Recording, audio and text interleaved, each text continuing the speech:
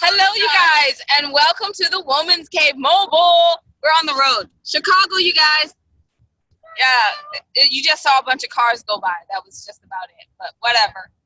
It's Chicago, and it's freezing. I thought it was freezing at home. I stepped outside, and I'm like, that's ice air. That is, But we're here for a good cause. Yeah, we are here for a good cause. We're going to support one of our favorite charities, the Echo Foundation. And did I mention I'm Winona? I actually remember to introduce myself. Matt talks to me. The voice from the front.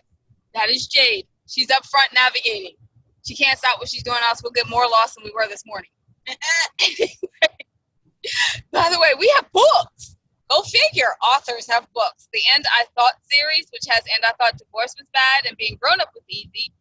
Those are both audiobooks. And I would wait for Being Grown Up Was Easy, and I thought Being Grown Up Was Easy as an audiobook because it's so much better. And then we have the Misfit Guides, and we have the magazine, The 25 Hottest Authors, Artists, and Advocates. Please check all that out at Amazon.com, BarnesandNobles.com, and WeThought.com. If you want to catch up with everything we're doing, including tidbits of this trip, and WeThought.com. All right, Jade, did I do that correctly? Because that's normally Jade's part. All right. High five to me. Thank you. So you're not here to hear about us. You're here to hear about our wonderful guest. Wonderful guest, would you like to introduce yourself? Hi, Jade. Hi, Winona. I'm Tom Hall. I'm the host of a show called Midday on WYPR Radio in Baltimore. That's the NPR affiliate. It's a public affairs, public policy talk show, and I interview politicians and folks who are smart about public policy, a lot of authors. And by the way, I haven't read your book, but I did know from the beginning that being a grown-up was not easy. I sensed that. So, awesome. So if I read your book or listen to your book, it'll just confirm what I've had a hunch about for a long time. So thank you for inviting me. I hope it will. I hope it will, because Jade is up there just chuckling. She's like, oh, maybe not, maybe not. But I hope it does. Okay. So, Mr. Hall, you have an amazing job. Let's just start off with that. You get to be on the radio, whereas we get podcasts, but you get to be on the radio on an NPR affiliate. How did that happen? Not quite the normal way, because for 40 years, I was a professional classical musician, and I conducted choruses and orchestras and operas and ballets, and I conducted them here in Baltimore, where I've lived for the last 36 years, 37 years, but I also conducted around the country and even in Europe a little bit. And so I was working as a musician, and 17 years ago, the people at my radio station, WYPR, asked me if I wanted to host a show about music, about the Choral Arts Society, which was the name of my organization, the Choral Arts Society. So I hosted a show for 3 years, once a month, where I talked about choral music, and I interviewed people who were involved in choral music and people I was working with and doing concerts with. And 3 years into it, they started a morning show that was public policy and politics, that kind of thing. And they asked me if I wanted to be part of that show. So I said yes. It was a part-time thing, but at the time, I was still traveling a lot and working as a full-time musician, and this was kind of a part-time. But about 4 years ago, they asked if I wanted to do this full-time, and they moved my show from the morning to the afternoon. So I'm on at noon, from noon to 1 every day, Monday through Friday. And so I did it, for 13, 14 years, and then all of a sudden I was doing radio. At that time I was doing radio part-time, and I was doing music full-time. Now I'm doing radio full-time, and I still do the occasional guest conducting job. I've worked in Chicago a bunch of times, haven't been there recently. It was pretty cold the times I was there too. I often worked in Chicago in January and February. But so I just sort of, one thing led to another, and I got very lucky. I feel very blessed to be able to do this job, because anytime I read a book, I get to talk to the author who wrote it. Anytime there's a really important political issue going on in Maryland or in the country, I get to talk to smart folks about it. So I just feel very blessed. I have like 3 questions, but I'm only going to pick one. I'm proud of you, Winona. Yes, I'm proud of me too. I hear that's what a great interviewer does. So let me practice being a great interviewer on you, Mr. Hall. How was the train? How did you, Tom? how did you transition from the artsy music to politics, policies, and books? How did that feel? It's pretty much the same thing. You know, when you're doing a concert, you have music that somebody has composed. Sometimes I commission that music from composers who write it for me. Sometimes I do music that's already been written by like dead guys from, you know, Germany in the 1800s. And so when you open up a score of music, you say, okay, what makes this thing tick? What's going on in here? What do I need to do to bring out what the chorus and orchestra have to play so that people listening can enjoy it and get into it and be moved by it? So when I'm interviewing the mayor or a senator or a congressperson, it's the same thing. What makes that person tick? What makes that person feel the way she feels? What makes that person act in a way that she's acting in terms of public policy? Why is that person taking this position on an issue as opposed to that position? So I think it's really the same kind of thing. If you're doing the arts or if you're doing an interview, it's all about finding out where people are, finding out what people think, finding out what makes them tick, and having a good time and learning about it. Because a lot of what interviewing is listening, and music is all about listening. So Yes. I was trained as a listener when I was a professional musician, and now when I talk to folks, I just listen to what they have to say and react, just like you. Wow. Now, I've read many times that music, reading music, performing music, conducting music is the meeting of the art, of like the artistic side of the mind and the logical side of the mind. And then those people are able to process theory better. They're able to process, like understand a larger picture. Do you find that that's what's happening with you when you transitioned over? Do you think that helped? Well, I'll definitely say this, that arts education and music education in schools is really important. As many kids as possible should learn to be involved in music, be involved in visual arts. They should be like you guys, they should be writing poetry, they should be expressing themselves. Folks, you know, have a natural inclination to express themselves. All of us have a natural inclination to want to tell folks how we feel and weigh in on things that are important to us. They don't necessarily have to be, you know, political issues of the day, but whatever is important to us, it's important that we express ourselves. So the arts help you do that. And so, yeah, I think knowing about music and knowing that particular language helps me understand the language that other people talk about or other people use when they talk about things that are important to them. Sometimes it's the language of politics. Sometimes it's the language of hip hop. Sometimes it's the language of poetry. Sometimes it's the language of dance. I mean, but whatever language people are talking about, it's helpful to know a language like the musical language, which I know here. And I think there's a definite crossover. So, Mr. Tom, I'm going to say that you are obviously fluent in all linguistics of academic languages. Okay, got that. Can you say so? So can you tell us a little bit about your choral arts association? Please tell me I got that right. It's called the Baltimore Choral Art Society, but I haven't been.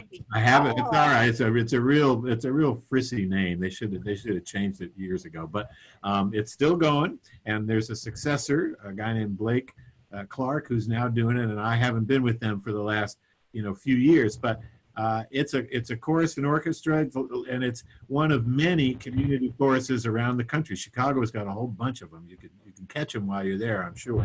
And, so it's folks who get together and sing. It's folks who get together and really love doing music. And it's one of the things I like the most about it is that it was a wonderful mix of people.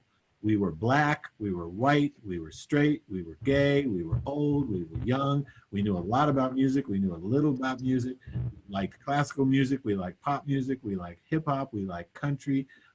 Everybody brought to the enterprise a particular life experience. And it's the kind of experience you have singing in a community chorus or playing in a community orchestra. One of the things it does is that it gives you contact with people that you might not have any other reason to meet. People who don't work in your profession or live in your neighborhood or go to your church or go to your synagogue. You might not have any occasion to meet them, but if you get together singing in a chorus once a week and you do a whole bunch of concerts every year, you get you get a great chance to meet new people and meet fun people and have a good time doing stuff. That is amazing. I had never thought about singing as a way to unify.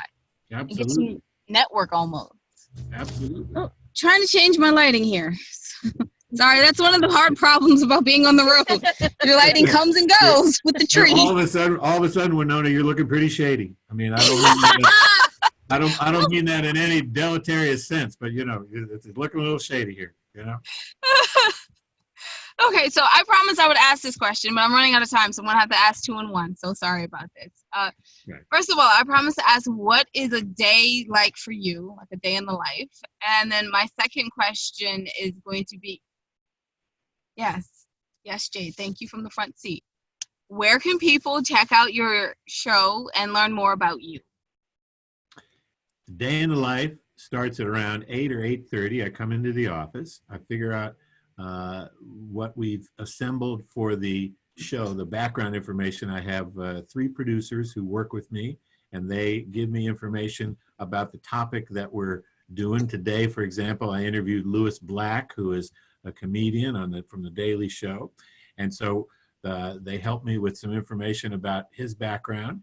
And then I also interviewed 2 women from Morgan State University here in Baltimore, who are doing a show tonight that's based on the 1619 Project, which is a gigantic project of the New York Times about slavery and the implications and legacy of slavery since 1619, 400 years ago. So I started working on that earlier this week, getting information together that I needed to know in order to have good conversations with Lewis Black and with this wonderful director who did this show at Morgan, who's doing it tonight.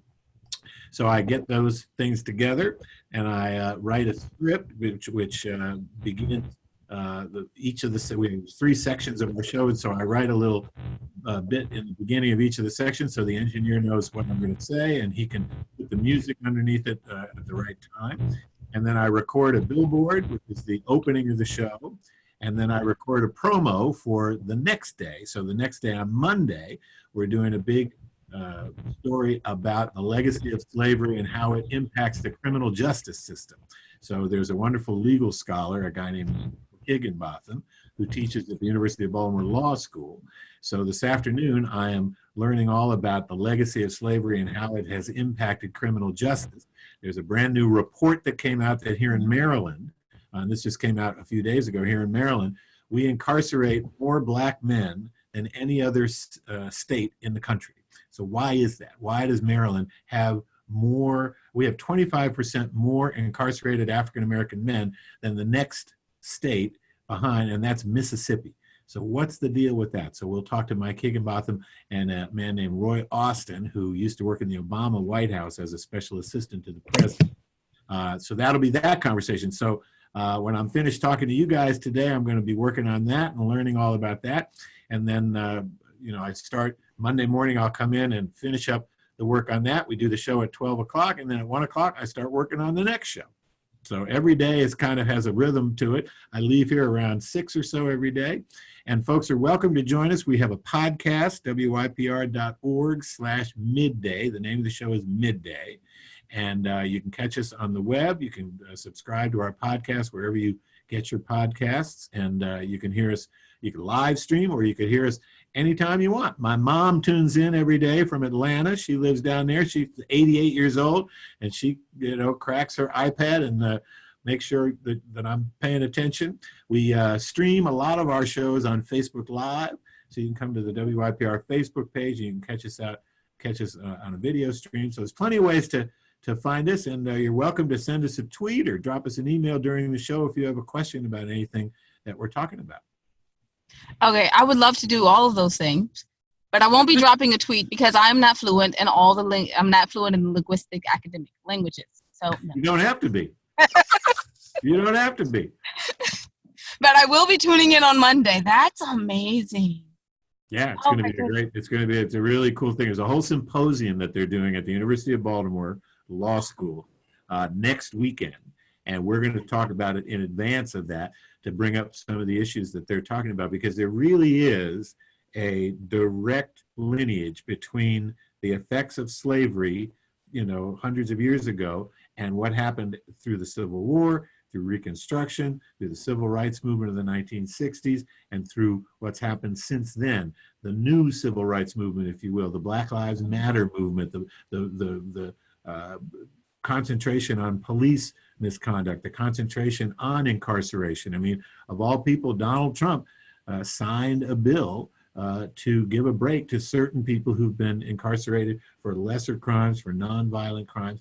That was a bipartisan bill. I mean, a bill is bipartisan if it's supported by both Rand Paul from Kentucky and Cory Booker from New Jersey. But in fact, that bill was sponsored by those two.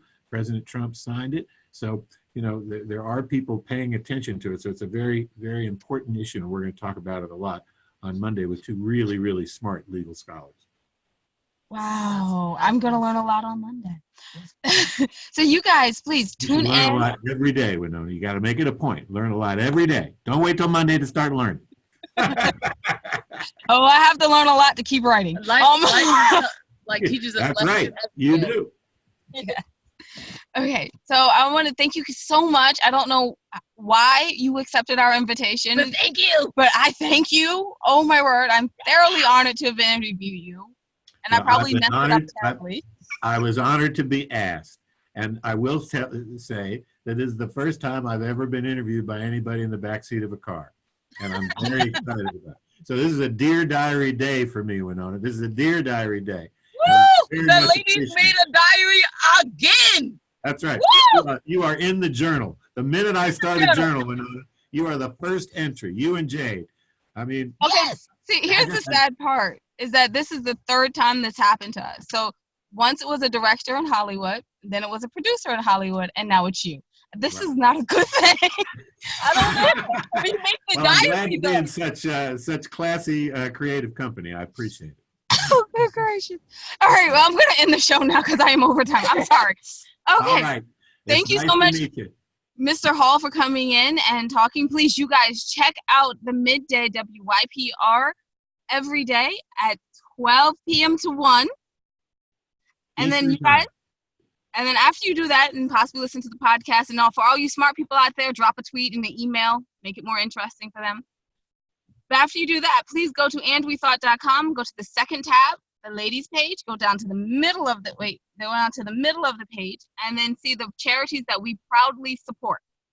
Support them with your time or your resources, and lastly, with your money. And if you're one of those really smart people, support them with your education and everything you know. Let them know some of it too. So you can check out everything we're doing at andwethought.com. And remember that wisdom is all around you if you're open to finding it and accepting it. So peace and love. From Winona, who's getting her nails done for the gala this weekend. And Jade on the road. Bye-bye. Bye-bye.